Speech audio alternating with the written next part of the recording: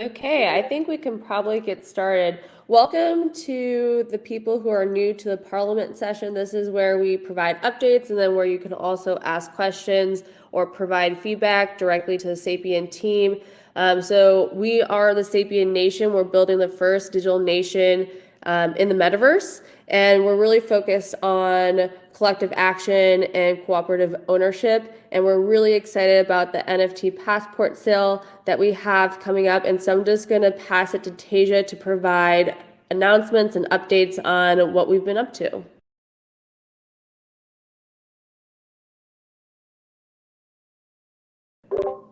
Tasia, you're on mute if you're trying to talk.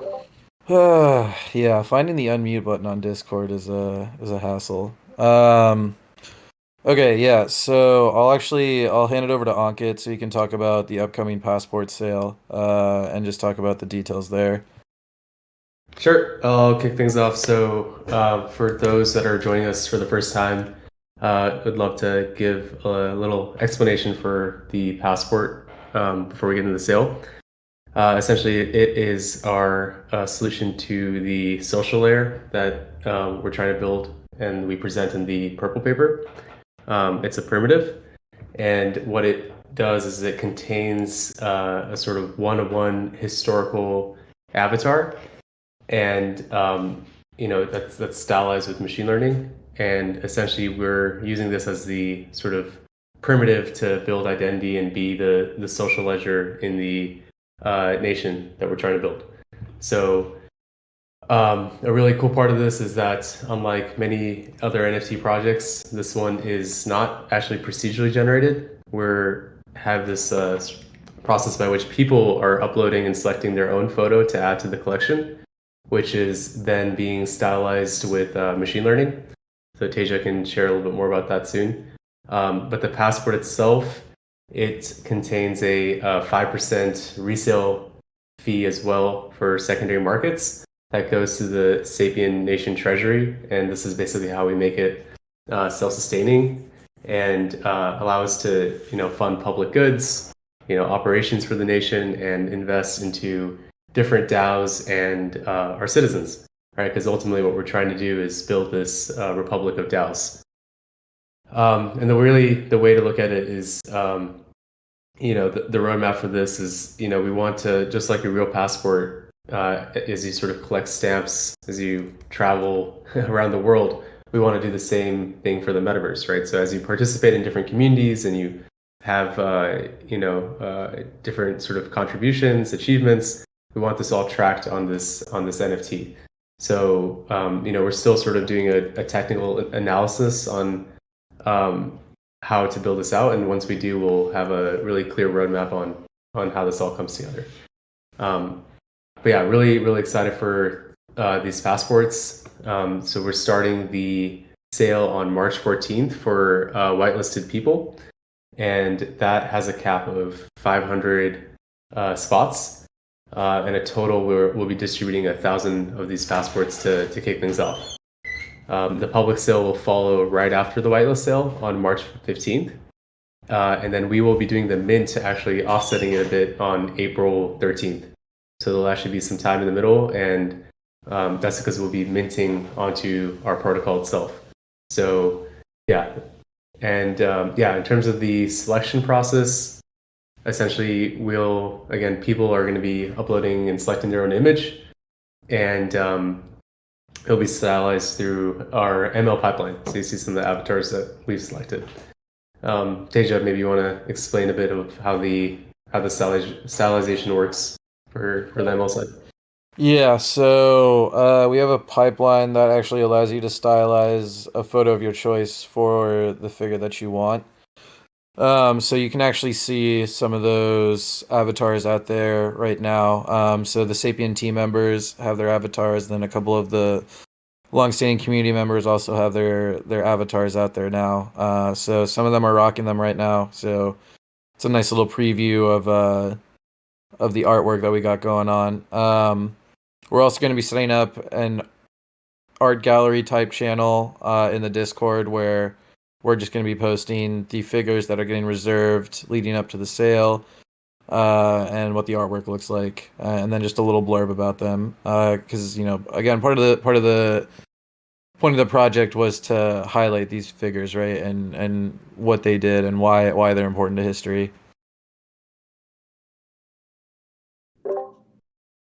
Yeah, so as Ankit was mentioning, we do have the whitelist sale on March 14th and then the public sale on March 15th. If buying a passport is a challenge for you, if you have any financial barriers, we actually have a opportunity for you to win a free NFT passport. We do have a referral contest going on right now. So if you generate an invite link for the server by going to the Sapien Nation in the top left-hand corner and pressing invite people and creating your own invite link and sending it to friends, family, people that you think would be interested in Sapien, and they come into our Discord. If you're one of the top 3 people who refers people to join the server by Friday, March 11th at 10 a.m. Pacific time, then you could win a free Sapien NFT passport. I will be dropping the top 5 leaderboard every morning around 10 a.m. Pacific time, so you can see where you are in the standings. But there is an opportunity to win a free Sapien NFT passport, and that is valued at 0.25 ETH. So that's one way you can get a passport other than the sale. In addition, we are doing a nomination process right now. So if you want to nominate someone in your community or someone you really admire, if they're a change maker, a sense maker, a leader, and you really think that they deserve a Sapien NFT passport, you can drop their nomination in the Chamber of Sapiens thread. And say why they deserve a passport. So we're taking nominations both for individuals and DAOs and having community members comment on those nominations. So there are 2 ways to get Sapien passports for free. So the referral contest and also the nominations. And then we do have the passport sale, which we're really excited about too. So with that, I think that concludes the announcements and the updates. Let's move more to the discussion. And Rob, I'm going to pass this to you. Thanks, Missy. So yeah, one of the reasons, maybe the main reason we want to host this parliament is to get input from you guys on what the direction of the Sapien Nation should be. So just a few thoughts to start off a discussion here. We'll invite people up on stage to share their thoughts, but for everyone that missed it, we had a public goods panel earlier this week with Matt Pruitt, president of Radical Exchange, Kevin from Gitcoin, and Manu from Doing Good. And we had a really interesting, insightful discussion, talked about the nature of public goods, how Web3 can be used to fund public goods, and what are some of the tools that we have at our disposal to build a better future for all of us. So with that, I'd like to start off with a question to the audience. What public goods matter to you? What do you think is the role of government, and what do you think a digital nation could do for you? What can we do for you? And just to set the stage a little bit more for those that aren't familiar with what a public good is, these are typically things that the government caters to, and it's sort of formally described as something like your use doesn't affect someone else's use of it. So something like a public park, roads, infrastructure, public education, all these things are essentially funded by the government for people to use. And typically the problem with public goods is around this free rider problem, right? Where the way that the free market incentives are structured around profit, they don't make it conducive to supporting and funding these public goods because it's not profitable to do so, right? It's not profitable to make a community park look very beautiful or help sort of maintain it. It's typically seen as a cost to a city or a nation. So Yeah, this Okay. leads us to sort of the status quo where we are now, which is sort of stuck in a rut, tragedy of the commons, where there's a lot of value that could be added to society that isn't addressed because the systems and the incentives in our current system don't address them.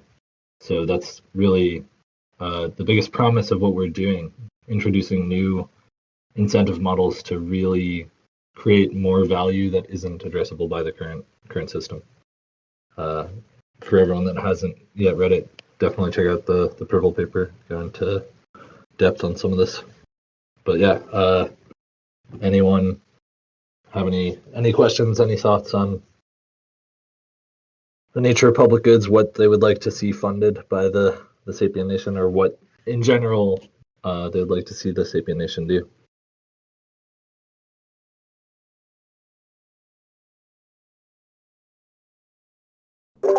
And to participate, you can request to speak and we'll bring you up on the stage. If you don't want to speak, you can also drop in a question or a comment in the Chamber of Sapiens channel.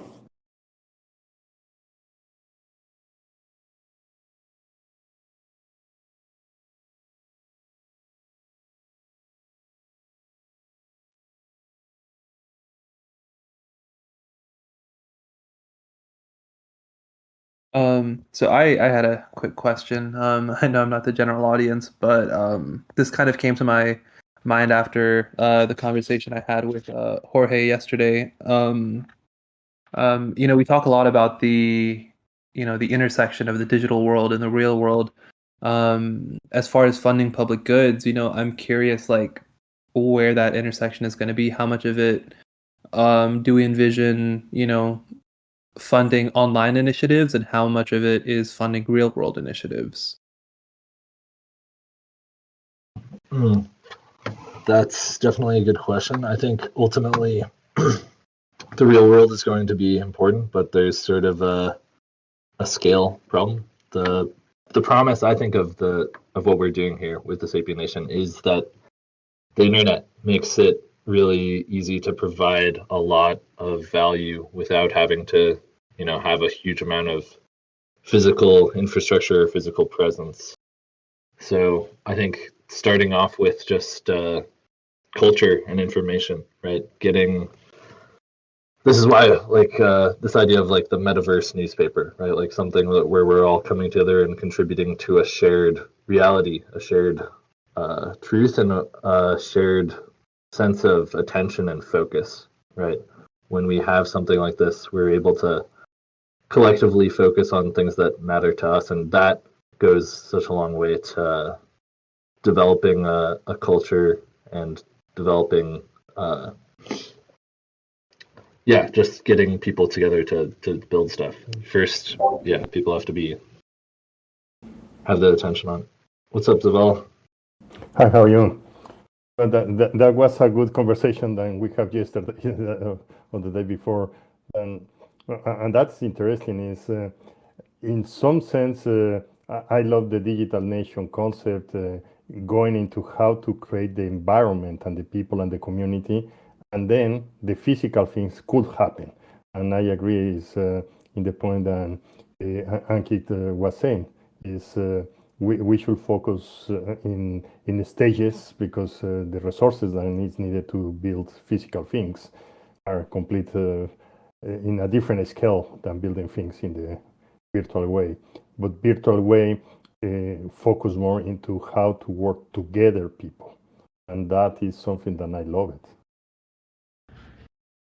Yeah, totally. And we're seeing some really sort of good experiments on the digital side. Kevin from Gitcoin was talking about how Gitcoin as a protocol, they're using this very unique formula called this sort of mechanism called quadratic matching. And with this formula, they can sort of issue grants for projects that are building in the space and focusing on public goods, and they've already managed to channel something like $53 million to open source software, right? And I think that is a really cool testament of what we can do in the digital space, but we have yet to see analogy in the physical world, right? And I think that is vastly underexplored right now in the DAO space. But it's literally just starting, and we need movements like the one we were having within Sapien Nation to bring people together and bring in diverse perspectives, right? I think Jorge, you were just talking a little bit with Hash about the diaspora and like some of the issues that you saw just sort of collectively organizing. I'm curious to hear more from you there, and maybe you can share more broadly where you would see like a nation supporting the movement.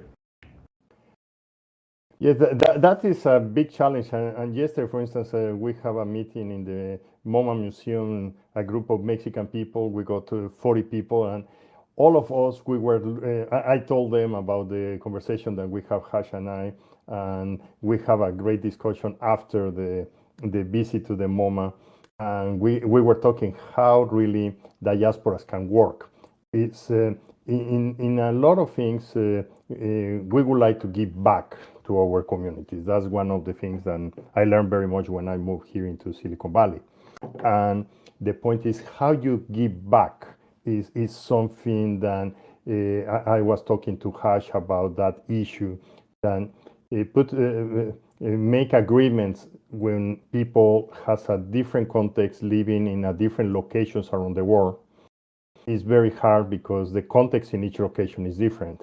And how you build teams of people with different contexts and focus into, for instance, create a festival, music festival, or an artist activities in one location in my own town, in my own country. For instance, I am from Mexico, talking about doing things in Guanajuato, and they have a huge cultural support. And there is a lot of people in different countries, in different places that would like to help. And the digital nation could be a very interesting way how you get all these people from different contexts, put it into one level of governance and one level of interchange, because the issue of how to grab money from different places with the DAO is simplified, and when you are doing that, sending money to a person in Mexico and do all the paperwork. Creating the governance for different organizations or different, each event that could be a complete tribe in a different way. And I love this concept because the way that it has been structured, the Sapiens nation or the digital nation, is how you create that tribes. Then not necessarily you need to agree between two tribes to do things. It's each tribe focusing their own in their own goals, and the experience and the learning and the infrastructure is shared, but not necessarily you need to get into the discussions in how things need to be done. And that was one of the most complex things that happens when I was helping in creating the Mexican diaspora, the Mexican Talent Network, as we call it, and the problem was talking about these different things. Everybody start to bring their own context, and we never get in an agreement. And that I really believe that with the right governance and the right setup in a digital nation could be simpler to adhere to a governance that you state, and you like it, you get into that tribe. If you don't like it, you create your own tribe and try to do other things, and that is valid because you want to build things, and that is the individual contributor, like the people that we are hearing this talk, is each one has their own possibility to build different things, and everybody is going to win. Right. All right. I just want to emphasize this really key point you made on the shared infrastructure, and it relates to the question I think Mark built it. Mark, you asked in the Chamber of Sapiens around how DAOs are supposed to use the passport, and really the argument again and the thesis behind the passport is that hey, there's going to be all these different DAOs that are being this larger republic of DAOs in this digital nation, and the passport is the sort of the all-in-one tool to navigate between these different communities and see how you've contributed, right? And it also really, the key part is the networks of trust that gets built on this. I don't know, Rob, if you want to. Yeah, I think the network of trust is really important to help like make decisions on who you want to bring into your community. And yeah, by establishing that network of trust, it really simplifies the process of finding new contributors to your DAO, right? To bring people in to build up the projects that you're doing. And in addition, the other piece of how holding a passport benefits a DAO, right? It's the currency. So the passport, again, the social ledger is the social layer of that, and the token is the economic. So by holding a passport, a DAO will be plugged into this economic network of the Republic, right? Where the DAOs can invest in each other's tokens to share risk, share reward, and where they can come together and we can invest in them. Yeah, I hope that answers that question. Yeah, and I don't know if I may add something here. It's interesting in some ideas when you in the physical world you're born in a country or in a city and you are immediately part of that city. Here in the digital nation, as you mentioned, Rayon, it's interesting because you need to be accepted within. You want to be there, and then you need to be accepted. And in that sense, you can create really communities and share the flavor from everybody. It's not just the people that is coming in, that is the one that is going to be limited, or is the people that is there that is going to limit it. It's the both sides. Yeah. Oh, yeah. I just wanted to hit again on a point that you mentioned, Zaval, which is, anyone can sort of come in and start contributing to this republic. That's the beauty of DAOs and the Republic of DAOs that we're building, right? There's no barrier to entry. So, like in a traditional nation, right, there's so much bureaucracy and everything there that you can't just there's no free market participation, right? With the system that we're creating and with the main benefit of the liquidity of the passport is, right, anyone can acquire it and start doing their own thing and building value without us explicitly approving it. And once it reaches a certain level, then once it develops, the social trust on the passport, and once other projects are supporting it, then we can elevate them from there. But it opens up the door and reduces the friction for becoming part of this thing. Just a really important point to reemphasize. Space Falcon, do you have a question?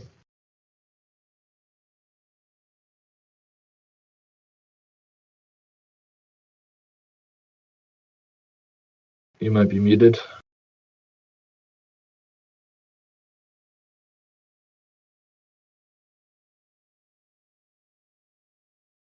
We can't hear you, Space Falcon, but if you want, you can write a question in the chat.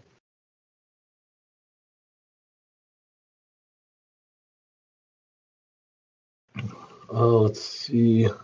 How does the nation benefit from these projects? Is it just about awareness and support? Can you clarify which projects? Is that BHO? Yeah.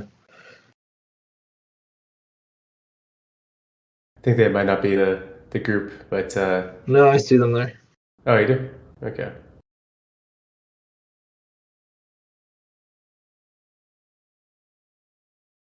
It says here, do I have a question? How do you support digital artists? Is something that Space Falcon say that in the Tribe Building channel.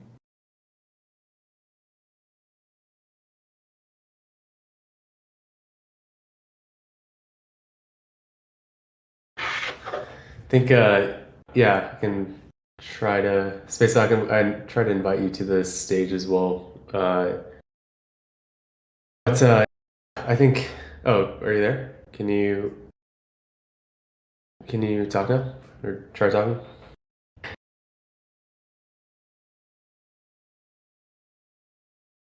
Hello, hello, hello, hello, hello, hello. There you go.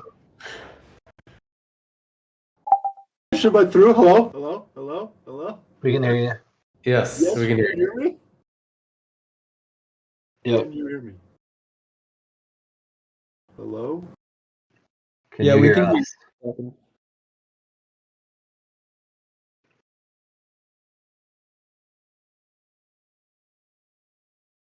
Yes, you had a question about how we are going to support digital artists. Is that right, Space Falcon?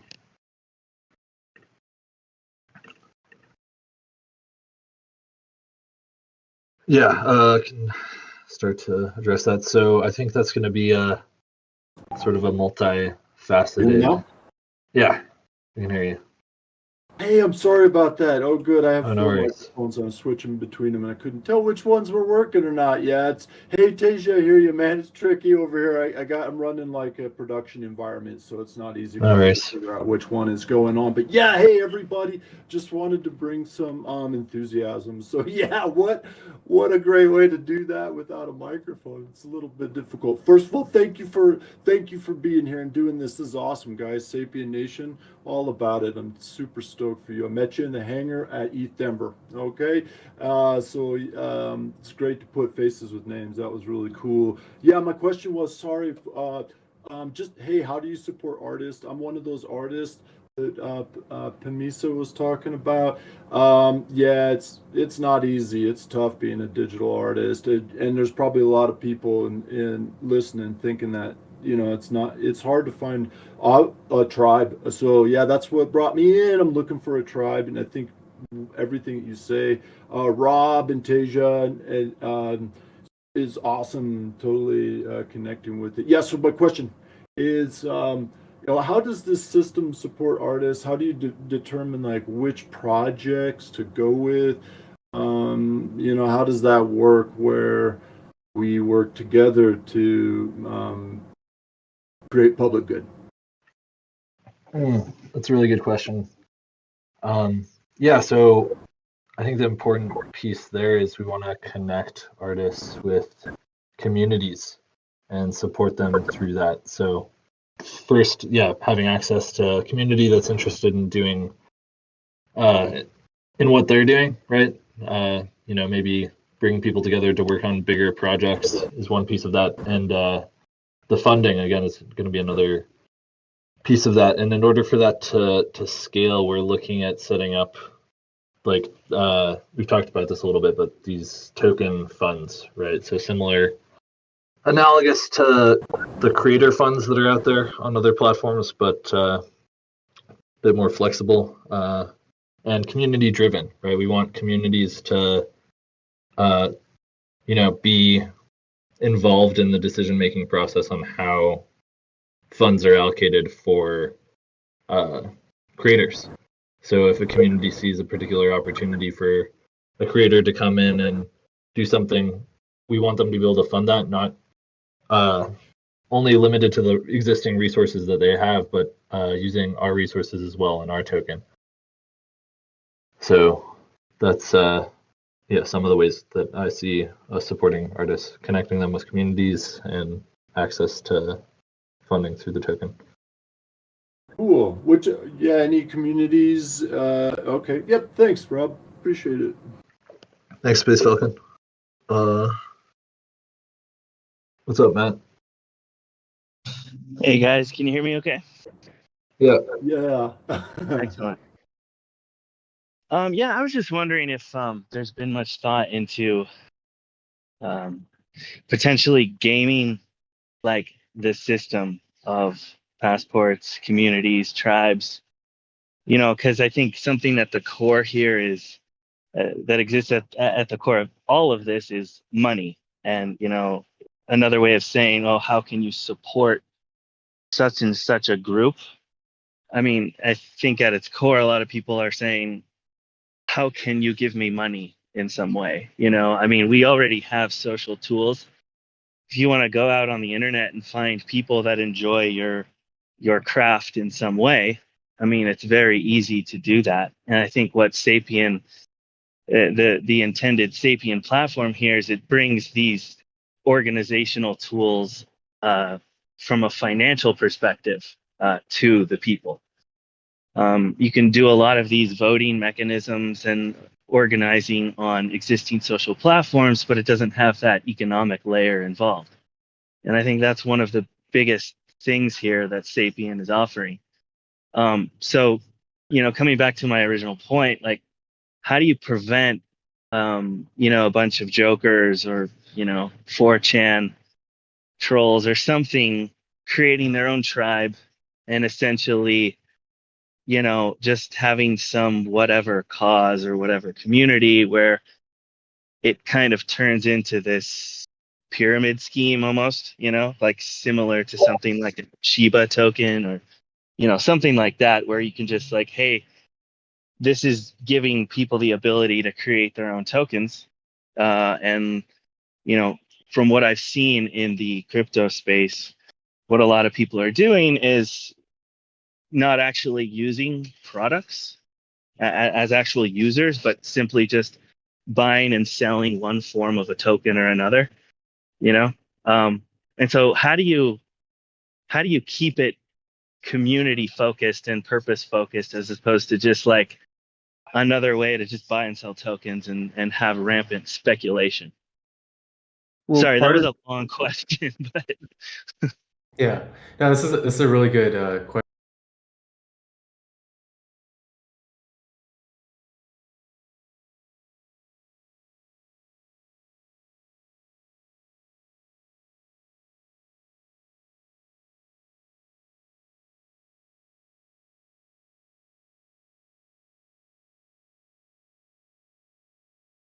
question, Matt. A really interesting article that actually Matt from Radical Exchange wrote on plural currency designs. I just dropped it in the Chamber of Sapiens.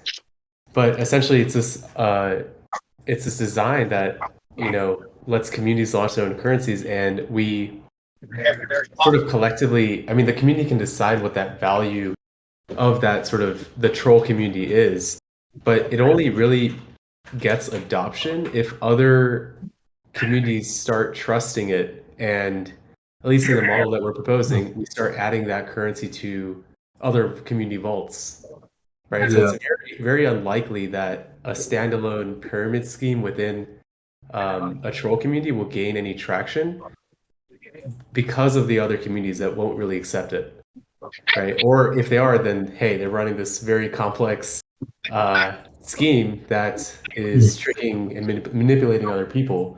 But as soon as that's figured out, that sort of tower will come crashing down, right? So I think really understanding it and looking at it from the plural design system, that is a sort of defense mechanism against these type of things.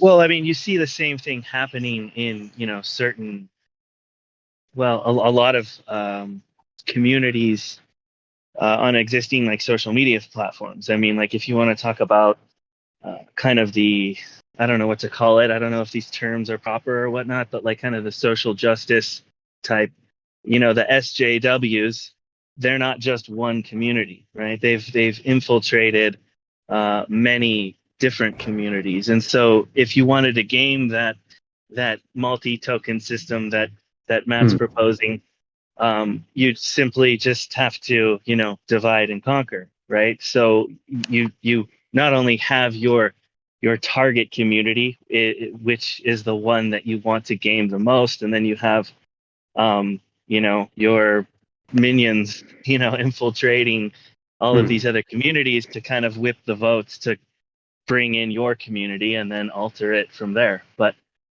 I don't know, tough problem. Yeah, I don't no, think that's there's going that's to be any solution. That's a really good question, and you certainly need the civil resistance and some form of identity. First of all, I like the base layer, Yeah. and that's really where the social ledger of the passport comes in, right? So we're not only saying that, hey, there's an economic, a shared economic infrastructure, but also a social one, right? So even if those, let's say, bad actors are spread across multiple communities, they still are referencing one canonical ledger, right? Then I think it makes it much easier to make sense of who this group is, right? And as soon as different communities start identifying that type of profile, that type of individual who has a certain type of stamp as being malicious, then any other sort of communities that want to leverage that sort of evaluation can do so, right? So it should be emergent. I mean, that's the only way to make sense of these type of things. There's no going to be some single authority that's going to say, hey, these people are are justly spreading their gospel, right? It has to be sort of community sense making driven. Yeah, I guess my main concern is just kind of keeping, like something that gives me hope for Sapien and what Sapien is trying to do is like, let's actually change things, change things that we see in the world that are broken, or see things online that are broken, things we want to build, right? Let's actually do some good here. And one of the issues that I'm having with the crypto communities are a lot of people are getting rich, and there's memes going around like, oh, Bitcoin fixes this, Bitcoin fixes that. How exactly does it fix that? It's made some people rich, and to reap that reward, you need to sell your Bitcoin. But what are you actually doing, right? Like, have you cleaned up trash on the beach? Have you saved some whales? Have you helped a poor village economically? Like, what have you actually done? And I think Right. coming to the social ledger of the passport, I mean, I think it would be good to like have some kind of system of accountability, right? Where ultimately these things aren't just for making people rich, but like, is your community actually verifiably giving back in something? What have you done? So anyway, those are just some thoughts I had. No, these are great thoughts, and essentially, Bitcoin maximalism is just another form of exitocracy, as people are saying, "Hey, like, let's just exit to this new thing." But where do you go from there, right? Certainly, it's just setting up another type of structure in that economy, right? The first movers and the shillers with the biggest bags, and then you have all the subsequent minnows sort of coming in. But it's just another structure. I think and just to tie it back to the digital nation again, this is a new vehicle. This is a new vehicle where we can make more intentful decisions on the initiatives that we want to support, and also reward people and recognize people for the value that they're adding, right? And there needs to be the toolage and the infrastructure to do so, right? And that's exactly what we want to build. Makes sense. Well, thank you. Appreciate the time here. Great questions, Matt. Thank you. Eric Mack asked about he's working to onboard more journalists to Web3, to bring Web3 tools to traditional journalism, and if that's something we're considering. Yeah, that's definitely something that's at the forefront of our minds, and it's really deeply connected with our thoughts on in the purple paper. We break things down into social, information, and economic, and thus far we've mostly focused on the social and economic in this talk, but the information layer is really important, and empowering journalism and individual creators and curators is really at the heart of that. The model that we discuss in the purple paper is this idea of trustless syndication, and it's what lets communities come together to support curation, right, and to support journalists and people that are creating things by leveraging shared resources. So this is related to like bundling and unbundling, and with things like Substack, we've seen sort of journalism be totally unbundled from these existing institutions, and journalists are all out there doing their own thing, and I think that model is really hard to sustain. So we want to sort of re-bundle that and let people come together and curate the content that is now unbundled into this. The concept is like a metaverse newspaper, right? Like these community curated publications that let people align around values and focus on supporting the journalism that matters to them. And the important thing here is that the unbundling before is still supported, right? Like it's this idea of trustless syndication, where like if you're an individual journalist, can create content and have that be picked up by many different communities at once. So yeah, supporting journalism is really close to the heart of what we're doing. I would love Eric Mack, if you're willing to come up on stage to hear a little bit more about what you're doing and how your efforts are going.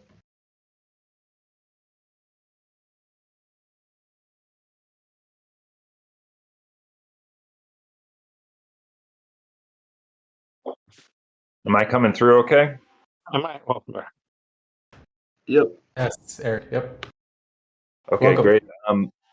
Thank you. And I can talk really briefly, not in an ideal place for sound, but so yeah, Journo DAO is a community of some journalists and media people, and we're really just at the stage of building up the community and trying to find the few kind of traditional media people that are roaming around Web3. I found them to be pretty few and far between. I think it's growing, and so really interested, first and foremost in just getting people from the traditional media kind of up to speed about Web3 and DAOs and all the things that are going on here and the potential, because unfortunately right now they're conflated with a lot of snap negative judgments about crypto. So that's really kind of the mission is to just educate people in the traditional media, and then we're also looking to put together sort of like an incubator model of just experimenting with putting together different experiments for how some Web3 tools can help benefit some of the weak points in journalism, whether it's funding local journalism that's kind of been decimated by Web2, or looking at ways to leverage blockchain and Web3 tools for the actual process of producing journalism, or even looking into tokenizing the relationship between an audience and journalists or other creators. So yeah, all kinds of things we're interested in. So you can see why we are thinking that the incubator model might be a good way to go about that. But like I said, really just kind of at the point of building the community right now. So that's my little shill and spiel. And thanks for doing this. I'm super interested to keep learning about Sapiens and what you all are working on. Awesome. Yeah, that sounds like some really, really great stuff, and it's super important to bring in people from the Web2 space. So thanks for your efforts there, and thanks for coming up on stage.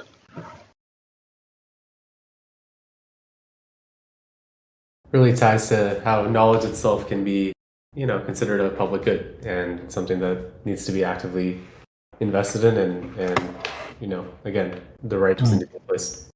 And supporting the culture of valuing it. That's so important too. I just wanted to put in a comment, of what Matt was saying. I just reflected on that a bit. And what was interesting, Matt, what you mentioned was we all have sort of our charities and stuff like that that we contribute to. Even like going to GoFundMe and, sort of doing that. But what is missing is, there is no closure. There is no report card that kind of gets generated, and it almost becomes a one-time affair.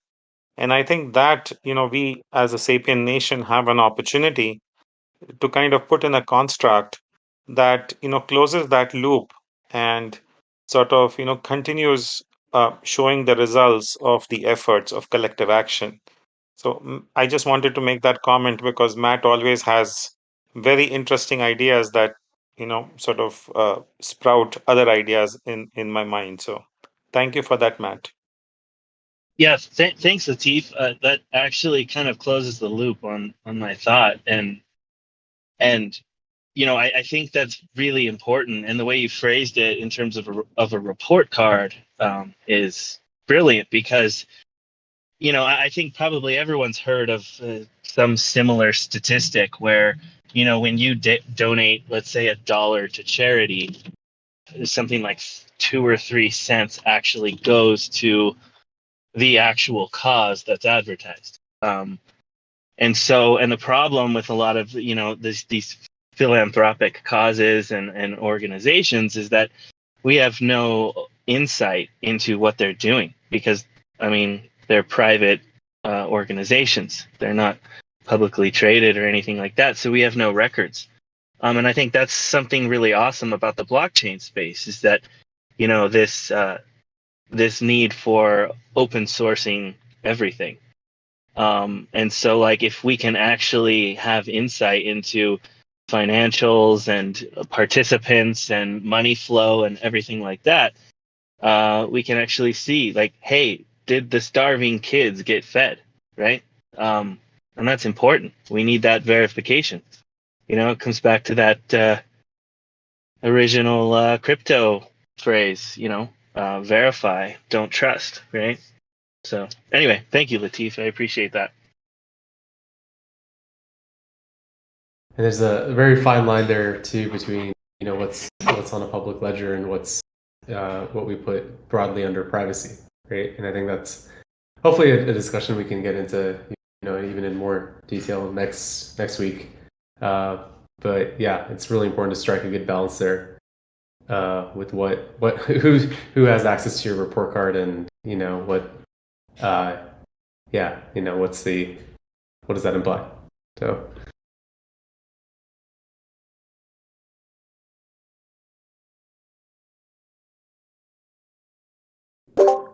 Rob, I know that you had some other topics that you wanted to discuss. I don't know if we have time for all of them, but do you want to maybe bring up one of them, or we can also drop them in the chat for after the discussion? Yeah, I think maybe we can just drop them in the Chamber of Sapiens and get some thoughts going there, so we can talk about them in more depth next time. Yeah, I think that sounds like a great idea. We can even talk about it in tribe chats later today. Thank you, everyone, for joining and for the people who participated. Just a reminder that we do have our NFT passport sale coming up. If you haven't joined the whitelist, join the whitelist. We're going to have the sale for the whitelist on March 14th, and then the public sale on March 15th. We also have a referral contest going on right now and a nomination process. So if you refer people, you're in the top 3 of referrals, you can win a free Sapien NFT passport. You can also nominate individuals and DAOs that you admire for passports too. So we would love to hear your thoughts, and Rob's gonna be posting some different discussion questions so we can continue this chat in the Chamber of Sapiens. Again, thank you for everyone's feedback and questions, and we will see you next week.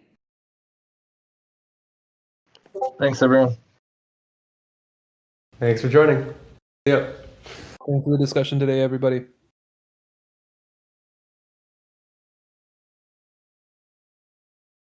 Bye now.